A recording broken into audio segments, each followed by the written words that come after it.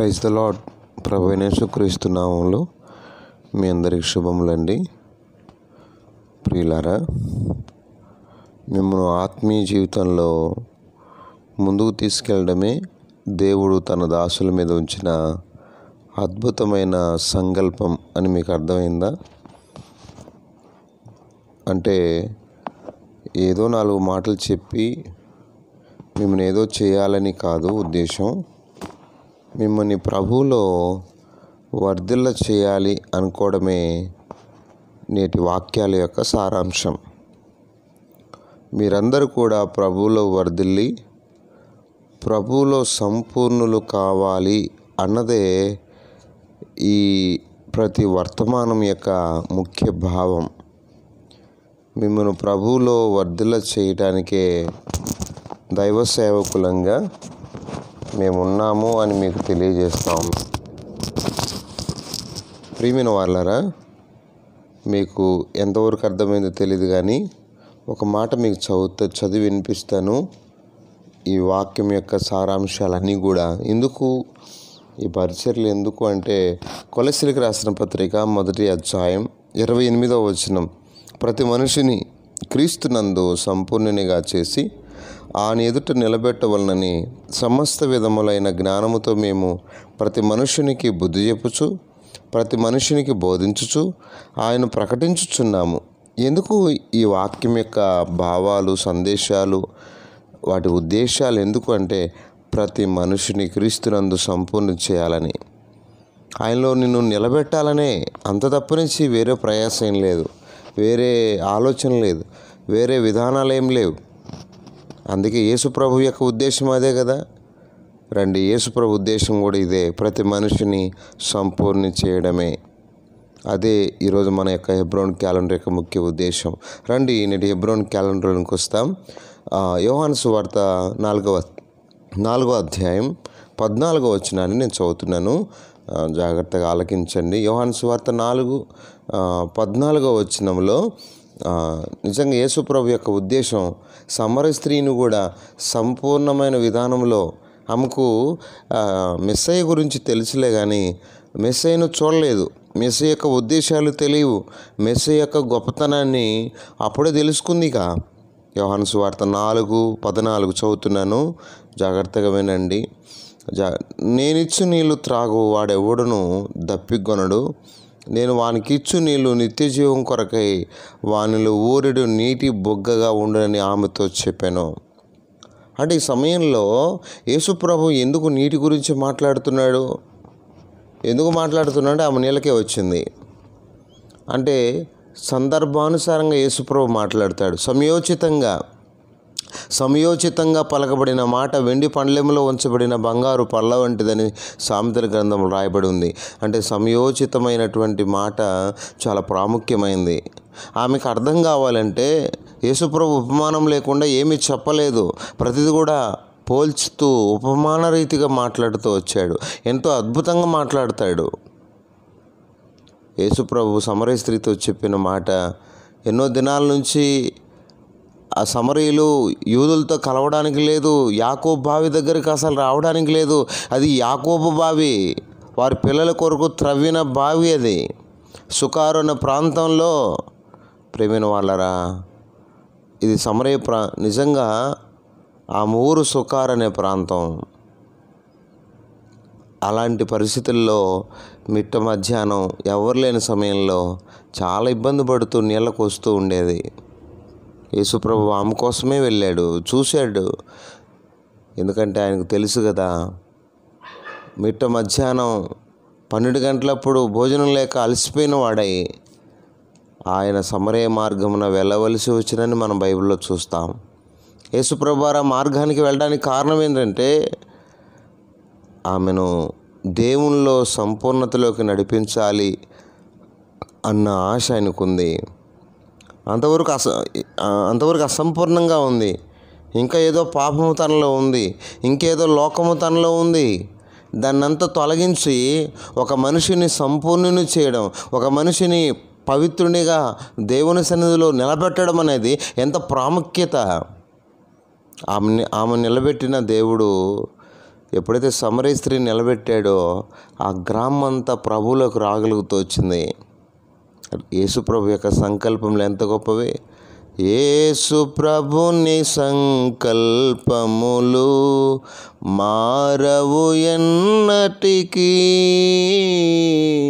మహాప్రభావము ఆయనకే యుగ యుగముల వరకు, మహాప్రభావములాయనకే యుగ యుగముల వరకు. మోషేను ఏర్పరచుకొని తన ప్రజలను విడిపింపా, మోషేను ఏర్పరచుకొని తన ప్రజలను విడిపింపా, చేసెనుగా ఘన కార్యములు వారి మార్గములో, చేసెనుగా ఘన కార్యములు వారి మార్గములో. త్రోసినను నడిపించెను వారిని విసుగక తన త్రోవ, త్రోసినను నడిపించెను వారిని విసుగక తన త్రోవ. యేసు ప్రభుని సంకల్పములు మారవు ఎన్నటికీ, మహాప్రభావము ఆయనకే యుగ యుగముల వరకు, మహాప్రభావము ఆయనకే యుగ యుగముల వరకు. కాబట్టి ప్రియమైన వాళ్ళరా, యేసు ప్రభు యొక్క సంకల్పములు ఎంతో ఉత్తమమైనవి, ఎంతో ఘనకార్యములు చేసేటివి. ఆయన ఆలోచనలు, ఆయన విధానాలు ఎంతో ప్రశస్తమైనవి. అర్థమైందా? సమరయ స్త్రీ దగ్గరికి వెళ్ళి ఆమె నిజంగా దప్పికతో ఉంది, ఆమె నిజంగా నీటి అవసరత ఉంది ఆమెకి. అయితే ఆ అవసరత ఏందండి? యేసుప్రభు ఆత్మ సంబంధి, యేసుప్రభు ఆత్మ సంబంధి. నేనిచ్చు నీళ్ళు తాగితే నీకెప్పుడు దప్పిక కాదిక, నేనిచ్చు నీళ్ళు నిత్య జీవం కొరకైనా నీలో ఊరెడు నీటి బుగ్గ అని చెప్పాడు. అవునండి, ఒక ఆత్మీయంలో నుండి జీవజల నదులు ప్రవహిస్తాయి. అర్థమైందా? అవి అనేకుల్ని వాళ్ళని బతికిస్తాయి, అనేకులు కూడా బ్రతికిస్తాయి. ఆ నది ఎక్కడ ప్రవహించునో అక్కడ వారెల్లా బ్రతుకుతారు. కాబట్టి ప్రియమైన మిత్రులారు, గమనించండి, మన జీవితాల్లో దేవుడు చేయబోతున్న కార్యములు ఎంతో ప్రశస్తమైనవి, ఎంతో అద్భుతమైనవి. మీకు అర్థమైందా? సమరయ స్త్రీని ఎంత చక్కగా దేవుడు డీల్ చేస్తున్నాడు, ఎంత చక్కగా ఆమె జీవితానికి, ఆమెలో ఉన్న పొరపాటును చూపించాడు, ఆమెలో ఉన్న అవివేకాన్ని చూపించాడు. ఆమెను క్రీస్తు కొరకై సంపూర్ణురాలుగా దేవునిలో పవిత్రమైన జీవితం జీవించడం కొరకై ఆమెను ఇచ్చిన పిలుపు ఎంతో ఉత్తమమైంది. ఆమె అంచెలంచెలుగా యేసుప్రభు యొక్క దైవత్వాన్ని గుర్తించే స్థాయికి రాగలుగుతూ వచ్చింది. ఏదో ఒక మనుషుడు అనుకుంది, కానీ చివరికి ఆయన మెస్సయ్యాన్ని తెలుసుకొని ఎంతో అద్భుతంగా ఆయన గణపరిచినట్టుగా మనం చూస్తాం.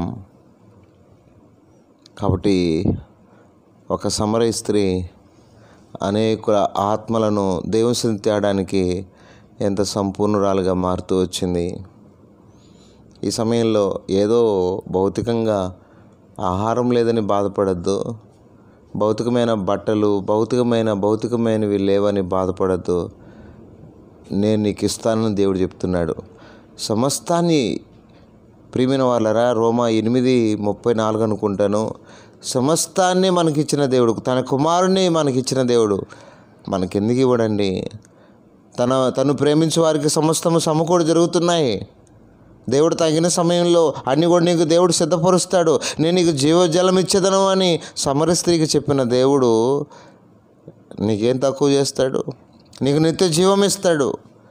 నేను కూడా పరలోకం పోతానా? నాలాంటి పాపి కూడా పరలోకం పోతుందా? నాలాంటి వేషి కూడా పరలోకం పోతుందా? నాలాంటి మోసగాడు పరలోకం పోతాడా? నాలాంటి అబద్ధికుడు పరలోకం? అవును, నీకు కూడా పరలోకం ఇస్తాడు. ఆయన ఇవ్వలేదంటే ఏం లేదు. అయితే నువ్వు ఆయనకు లోబడు, నీ పాపాన్ని విడిచిపెట్టు, నువ్వు ప్రభువులో సంపూర్ణునిగా మార్చబడు. అప్పుడే నీకు దేవుడు సమస్తాన్ని ఇస్తాడు. నీ కొరకు మేము ప్రార్థన చేస్తాం. ఆయన నీకు సమస్తం ఇస్తాడు. మరలా చెప్తున్నాను, ఆయన నీకు సమస్తం ఇస్తాడు. రండి ప్రార్థన చేసుకుందాం. పరిశుద్ధుడైన తండ్రి, కృపగలిగిన దేవా, నిన్ను స్తుతిస్తున్నాం. సమర స్త్రీని సంపూర్ణురాలుగా చేసి నీ ఎదుట నిలబెట్టుకున్న దేవా, నీకు వందనాలు. మా ప్రియులు అనేక మందిని కూడా వారు సంపూర్ణులుగా చేయబడాలి. వాళ్ళకి కావాల్సింది ప్రభు ఏదైతే ఉందో, వారి అవసరత ఏదైతే ఉందో వారికి మీరు ఇవ్వండి తండ్రి. ఎంతోమంది ఎన్నో రకాల అవసరతల్లో, ఎన్నో రకాల ఇబ్బందుల్లో ఉన్నారు, ఎన్నో రకాల పరిస్థితుల్లో ఉన్నారు. మీరు సహాయం చేయండి నాయన. మా ప్రియ సహోదరి నాయన సౌడు సంజీవరావు కొరకు ప్రార్థన చేస్తున్నాం నాయన. యూరిన్ ఇన్ఫెక్షన్ ఉందని, బ్లడ్ ఇన్ఫెక్షన్ ఉందని చెప్తూ వచ్చారు. మీ చిత్తమైతే కనికరించండి, స్వస్థపరచండి. నీరజక్క పరిపూర్ణ ఆరోగ్యం కొరకు సాధించండి. కిషోర్ బాబు కుటుంబం ఆదరించండి. ఈ విధంగా చెల్లి షారా, సందీప్ రాజు నాయన తమ్ముడు ఫస్ట్ ఇయర్ ఎగ్జామ్స్ కొరకై, ఈ విధంగా నాయన ప్రభా మనోహరరావు అన్న కుటుంబం కొరకై, సమీనపేట అన్న కుటుంబం కొరకై, మా ప్రియుల కొరకు ప్రార్థన చేస్తున్నాం. ఇంకా ఈ వాక్యం ఏంటూ ప్రేయర్ రిక్వెస్ట్లు పంపించలేని వారి కొరకు ప్రార్థన చేస్తున్నాం. అన్నయ్య మా కొరకు ప్రార్థన చేస్తుంటే అంత బాగుండు అనేవాళ్ళు సాయం చేయండి. రిషికా కొరకు ప్రార్థన చేస్తున్నాం, ఆరోగ్యం దయచేయండి. పారిజాత బండి కొరకు ప్రార్థన చేస్తున్నాం, మంచి ఆరోగ్యం దయచేయండి ప్రభువా. అయినా ఇంకా అనేక మంది కూడా ఈ వాక్యం వింటున్న ప్రియులు ఎంతోమంది ఉండొచ్చు, వారు ఆ ప్రాంతాల్లో ఉండొచ్చు ప్రభు. వారి కొరకు మేము ప్రార్థన చేస్తున్నాం. హెబ్రోన్ పరిచర్య కొరకు ప్రార్థన చేస్తున్నాం నాయన. హెబ్రోన్లో ఐక్యత దయచేసి నాయన ప్రభు, ఈ పరిచర్య అనేకులకి నానాటికి ఆశీర్వాదకరంగా ఉంచమని ప్రార్థన చేస్తూ, అక్కడ నేను పారుతున్న నీరు అనేకుల దాహాన్ని తీర్చగలిగే స్థితిలో ఉండడానికి సహాయం చేయండి. మీరే కనుకరించమని ప్రార్థన చేస్తూ, మీ నామాన్ని కనపరుస్తూ, మా ప్రియుల కుటుంబాలను దీవించి మీరే మహిమ పొందమని, ఇంతవరకు చేసిన నాయన దివ్య, జాన్ పాల్ వారి వివాహంలో చేసిన కార్యబడి స్తోత్రాలు. అని నా ప్రభువా వైవాహిక జీవితంలో నాయన ఒకటిగా చేస్తూ వచ్చారు, ఏక శరీరులుగా చేస్తూ వచ్చారు. స్తోత్రాలు. వారి వైవాహిక జీవితాన్ని ఆశీర్వాదకరంగా చేయండి, బిడ్డలను దీవించండి ప్రభువా.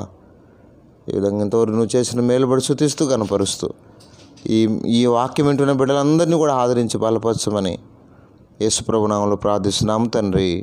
ఆమెన్.